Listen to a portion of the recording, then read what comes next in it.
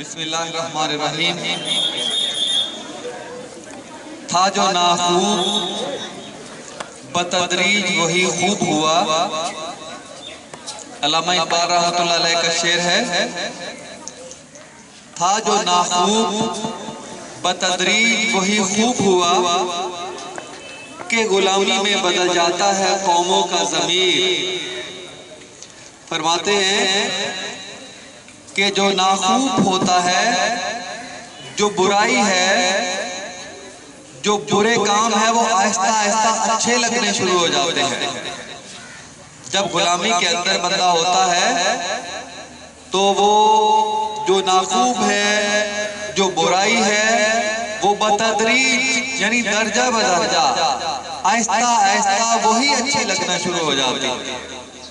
یہ سب سے بڑی خامی، یہ غلامی کی یہ سب سے بڑی خوبی ہے کہ وہ انسانوں کے اندر یہ خامی پیدا کر دیتی ہے کہ آہستہ آہستہ وہ برائی کو اچھائی سمجھنا شروع کر دیتے ہیں۔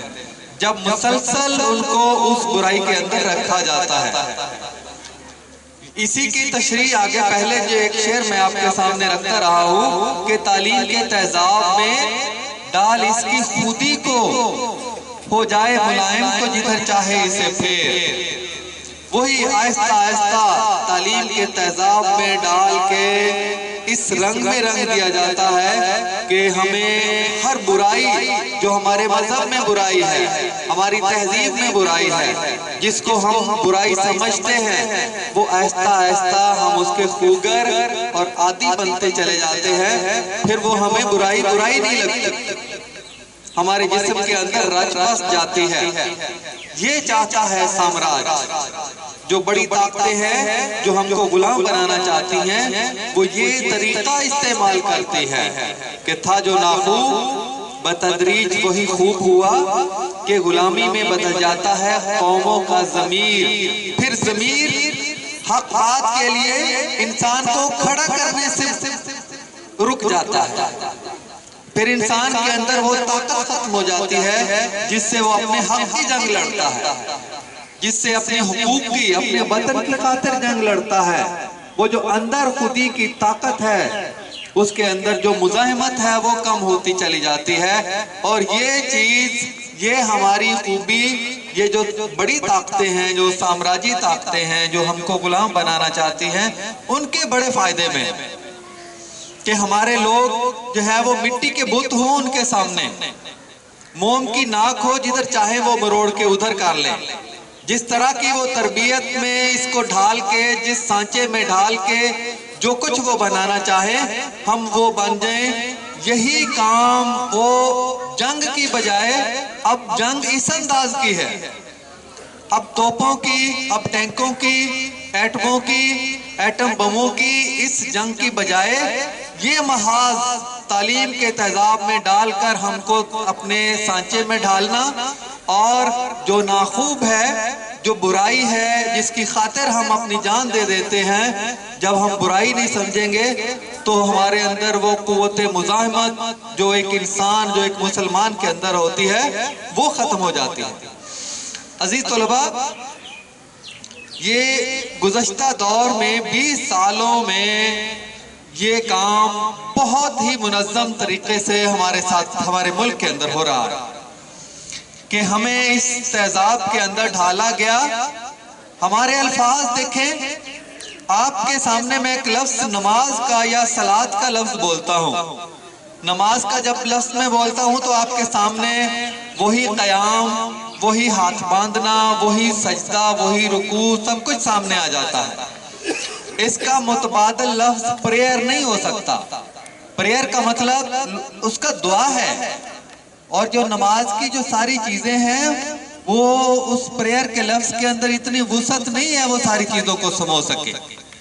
اس لیے جو بہت سی بڑی بڑی کتابیں لکھی گئی ہیں حدیث کی، انگلش کے اندر تراجم، وہ پریئر کی بجائے صلاۃ ہی لکھا گیا ہے وہاں پہ، کہ اپنی جو تہذیب کے الفاظ ہیں ان کے اندر پوری تہذیب، پوری ثقافت، پورا مذہب ہوتا ہے۔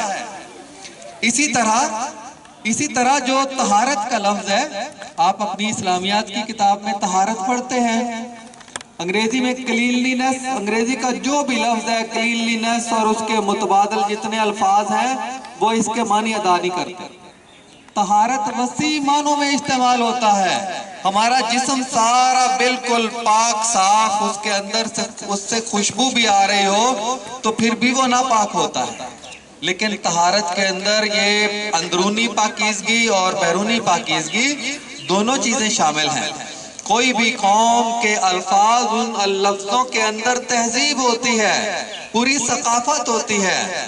وہ طاقت جو ان کے اپنے الفاظ کے اندر ہوتی ہے وہ کسی دوسری قوم کے الفاظ کے اندر نہیں ہوتی۔ اور یہ ہمارے جو محاذ کھولا گیا ہے وہ اس محاذ پہ، اس نہج پہ، اس طریقے پہ ہمیں غلام بنانے کا محاذ کھولا گیا ہے کہ ہم اپنی الفاظ بھول جائیں، اپنی تہذیب کے خاص الفاظ وہ بھول جائیں، اپنی ثقافت بھول جائیں، اپنا مذہب بھول جائیں اور پھر غلامی اختیار کر لیں۔ یہ ساری جو خصوصاً سائنس سے، کیونکہ جو ہمارا کمزور پہلو ہے وہ سائنس ہے، اس کے اندر ان کو تبدیلی پیدا کرنا بہت آسان ہے، کیونکہ ہمارے جو 90% سائنس پڑھانے والے اساتذہ ہیں وہ ٹیوشن بزنس میں طالب علم اور اساتذہ سر سے پاؤں تک ڈوبے ہوئے۔ اس محاذ سے جو بھی حملہ ہوتا ہے اس کا مقابلہ کرنے کے لیے لوگ بہت کم دستیاب ہیں، اندر ہی اندر اڑتے رہتے ہیں لیکن میدان میں نہیں نکل سکتے۔ جو اسلامیات اور مطالعہ پاکستان سے زائد ہمارا جو مذہبی طبقہ ہے اس سے زائد تبصرہ کرنے کی ان کے اندر صلاحیت موجود نہیں ہے۔ تو یہ محاذ انہوں نے آسان محاذ چن کر یہ ہمارے خلاف، اب دیکھ لیں پوری سائنس کی کتابیں، اور اس محاذ پہ کام ہو رہا ہے کہ سائنس کی بنیادی چیزیں ہی ان کو سمجھ نہ آئیں۔ ایسا نصاب بناؤ بنیادی چیزیں ان کے الفاظ نہ ہوں، وہ سمجھ نہ آئیں، اور اس کے اوپر نہ تحقیق نہ تخلیق کی عمارت کھڑی ہو جائے گی، نہ ہم ترقی کر سکیں گے۔ یعنی کس بنیادی سطح سے؟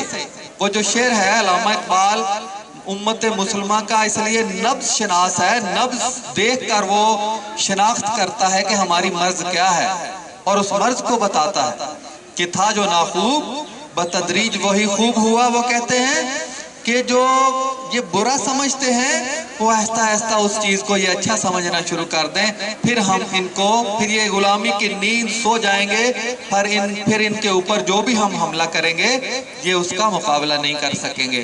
میری اللہ سے دعا ہے کہ وہ جو نبض شناس نے، شاعر مشرق نے، جو انسان آشنا، جو ضمیر آشنا، جو قوم آشنا تھا، اس کے جو پیغام کو سمجھنے کی توفیق عطا فرمائے، اور جو سازشیں ہمارے خلاف ہوتی ہیں ان کو سمجھ کر ان کا مقابلہ کرنے کی توفیق عطا فرمائے۔ وَمَا عَلَيْنَا إِلَّا الْبَلَاغُ الْمُبِينُ۔